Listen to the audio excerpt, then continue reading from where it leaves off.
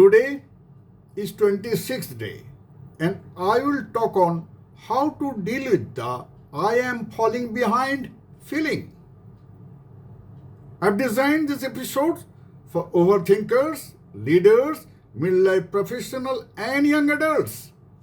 Welcome to 26th day of the 30-day life skill series. But who am I? Why should you listen to me? I am Sekhar Kumar Dey, a best-selling author, resilience strategist, and a work-life balance coach with 4 decades of experience navigating personal and professional challenges across the Indian Air Force, private sector, and human behavior coaching. I help people move forward with clarity and courage. Now, try to visualize the real life situation which you might have come across. Have you ever scrolled through LinkedIn, Instagram, or even a family WhatsApp group and suddenly felt, am I falling behind in life? Why? Because people might not be even opening your post to read.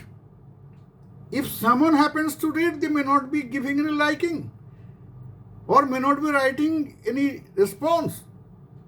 Forget about reposting your post, right?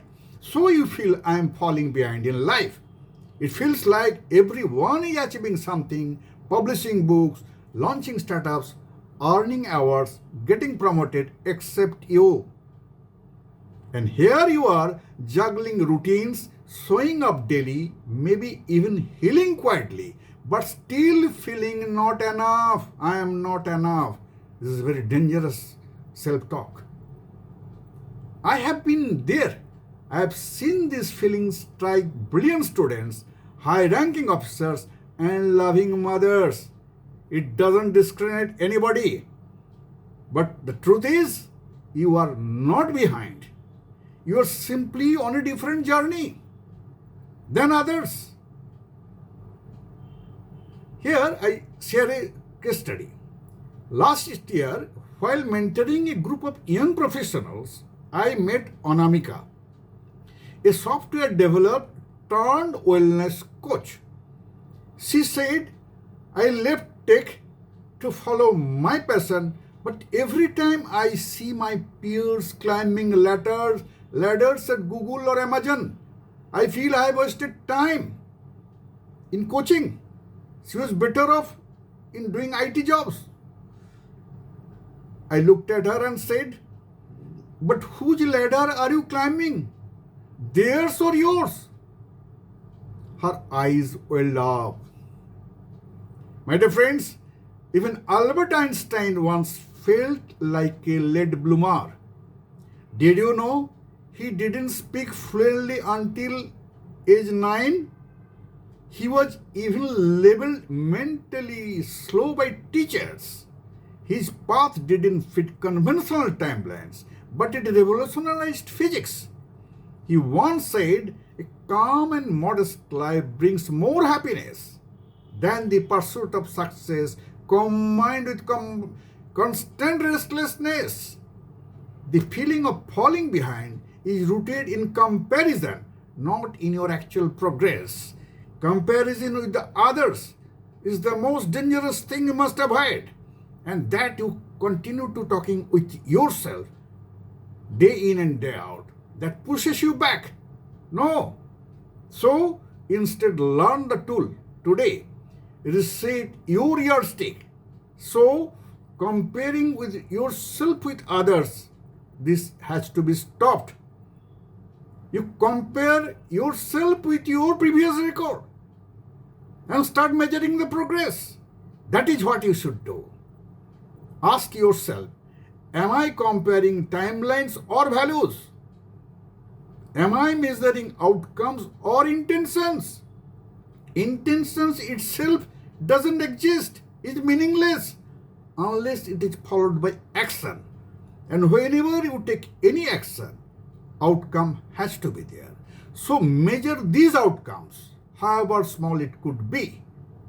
So intention to be implemented through this type of actions and measuring the progress. What invisible battles I have already conquered? What happens? More you fail, more you learn.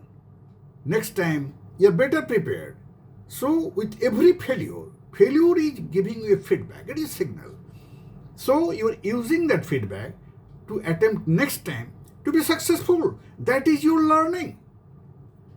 According to 2022 Harvard Business Review study, professionals who engaged in weekly reflection on their personal values and progress reported 30% higher fulfillment, significantly lower burnout rates. They were not faster, they were more aligned. That is the advantage when you start comparing yourself with your past record. Self-comparison. So change the yardstick in these 3 steps. So here I suggest you, write 3 ways you have grown in last 6 months, starting from today. Growth in emotionally, professionally, spiritually, even as a friend. Next, identify one core value you lived by, even if no one clapped for you. Remember, your growth happens in silence, when nobody is there to see. You are neither interested to show, but people watch out for your result, right? All are interested to see your success, not the blisters below your feet. That is your struggle, and that is your worst struggle. So, maybe you stayed kind in a toxic meeting, right? Maybe you chose peace over proving a point.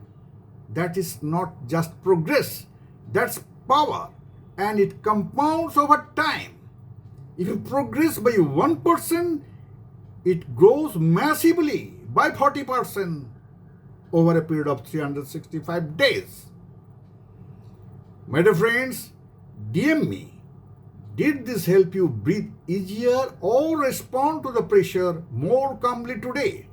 Share your silent win. I would love to read it.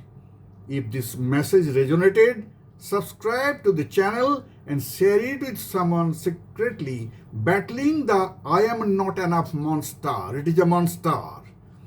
And don't miss my tomorrow's 27th day topic, the 1% rule, how to grow daily without overwhelm. Because tiny steps to giant shifts. Thank you very much.